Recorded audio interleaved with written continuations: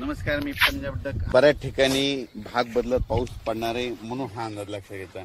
म्हणजे विखुरलेल्या स्वरूपात सांगायचं झालं तर परभणी जिल्हा, लातूर जिल्हा, बीड जिल्हा, धाराशिव, त्याच्यानंतर नगर जिल्हा, त्याच्यानंतर जालना जिल्हा, संभाजीनगर, सोलापूर जिल्ह्यात आज बऱ्याच ठिकाणी विखुरलेल्या स्वरूपाचा पाऊस पडणार आहे म्हणून हा अंदाज लक्षात घ्यायचा. म्हणजे सर्व दूर पडणार नाही, पण बऱ्याच ठिकाणी असं जीवदान ठरणारा पाऊस येणार आहे म्हणून हा अंदाज लक्षात घ्यायचा. मग राज्यात मोठा पाऊस कधी येणार, तर राज्यात तुम्हाला एक सांगू इच्छितो की मोठा पाऊस कधी येणार. तुम्हाला एक सांगू इच्छितो की राज्यामध्ये सांगायचं झालं तर सध्या तरी मोठा पावसाचं वातावरण नाही, असाच भाग बदलत विखुरलेल्या स्वरूपातच पडणार आहे म्हणून हा अंदाज लक्षात घ्यायचा. राज्यात फक्त जुलैच्या शेवटच्या आठवड्यात मात्र चांगला पाऊस राहणार आहे म्हणून हा अंदाज लक्षात घ्यायचा. म्हणजे सांगायचं तर जुलैच्या शेवटच्या आठवड्यात म्हणजे हा पाऊस राहणार आहे. शेवटच्या आठवड्यात चांगला पाऊस, मग ते वाहनी वडे नाले वाहणारा पाऊस जुलैच्या शेवटच्या आठवड्यात पाऊस येणार आहे म्हणून हा अंदाज लक्षात घ्यायचा.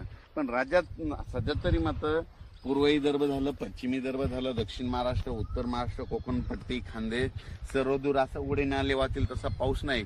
फक्त आज मात्र 14 आणि 15 जुलैच्या दरम्यान मात्र दुपारी 3च्या नंतर बऱ्याच ठिकाणी पाऊस पडायला दिसेल. भाग बदलत पर्सनल काहीला सोडून देईल, कुठं पडेल कुठं नाही म्हणून हे लक्षात येतं. पण राज्यात सध्या तरी मोठं नाही, पण राज्यात मात्र 14-15 आज बऱ्याच ठिकाणी ठिकठिकाणी पाऊस पडणार आहे म्हणून हे लक्षात यायचं. राज्यात नंतर काय होणार आहे, 18च्या नंतर परत एकदा वातावरण चेंज व्हायला सुरुवात होणार आहे.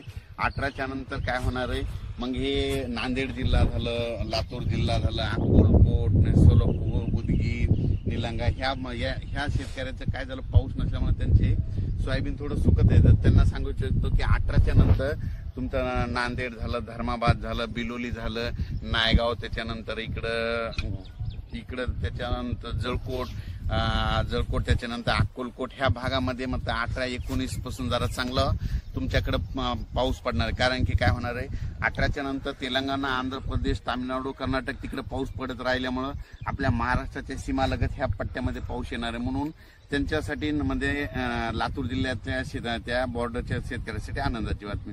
पण राज्यात मात्र 22 तारखेच्या नंतर परत आता वातावरण म्हणजे असं वाढत 22 जुलैच्या नंतर चांगलं वातावरण वाढत जाईल. मात्र 27, 28, 29 जुलैला मात्र काय होईल, म्हणजे राज्यात सर्व दूर मोठा पाऊस येणार आहे म्हणून हे अंदाज लागतं. म्हणजे सांगायचं झालं तर 25 जुलैच्या नंतर जुलैच्या शेवटच्या आठवड्यात चांगला मोठा पाऊस येणार आहे म्हणून